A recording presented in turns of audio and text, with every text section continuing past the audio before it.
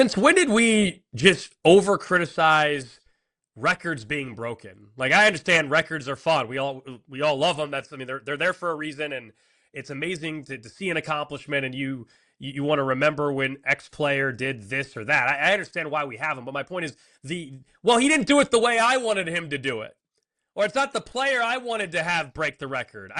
Since when did we start doing that? That part's what sucks about this. Admittedly, does it feel weird to see Wilt, then Bam's name, then Kobe's name? Yeah, it's weird. Okay, like I get it. Criticizing Bam Adebayo, or there was one national reporter and writer suggesting he should have pulled himself out of the game. Have we lost our damn mind? What? Wait, because of course the late great Kobe and how much we all love Kobe. We're now the player's not allowed to try to break a record. I mean, it's so asinine.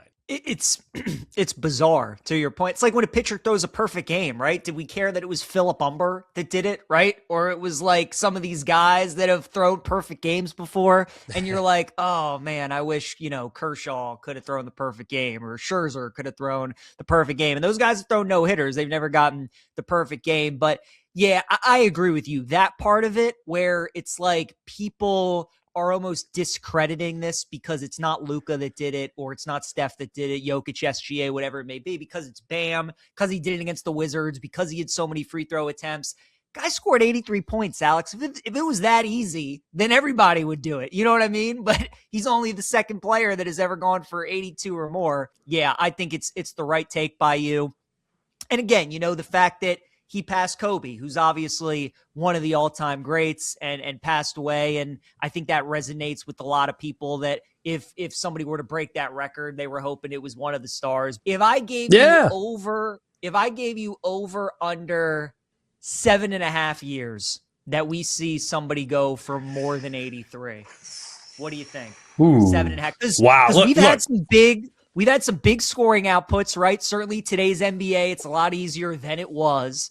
But 7.5, do you think somebody gets 84 in the next 7 years? So somebody's going to break Bam's record. I mean, that's just what happens. You're giving me 7 years. 7.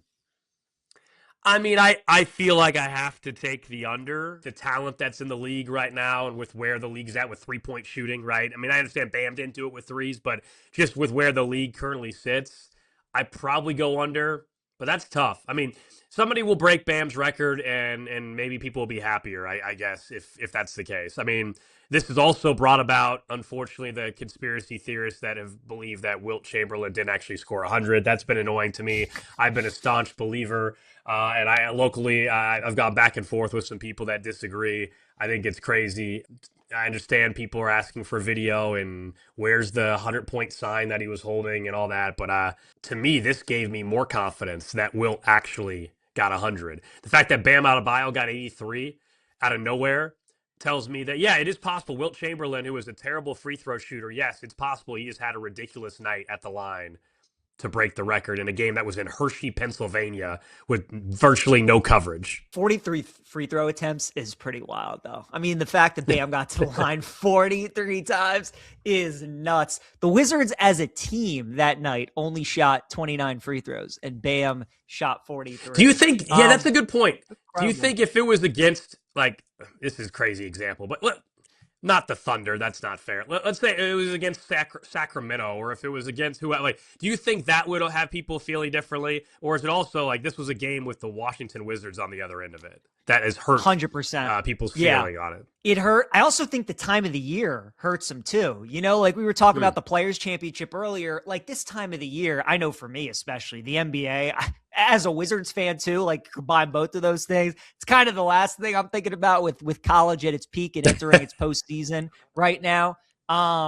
So yeah, I think there's so many factors to it all for sure. If this would have been primetime game, if the Heat, we're going up against the Thunder, they're two of the top teams in the league. If the Heat had a better record, like so many different things, it would have been a much, much bigger story. And it's a shame to Bam because, like, what an accomplishment. I mean, the guy dropped 83 in an NBA game. I don't think people realize how hard it is to drop 10 points in an NBA game, let alone 83. So unbelievable by him. I also say what's funny, because I am a Wizards fan, Alex, I get some Wizards Twitter on my timeline.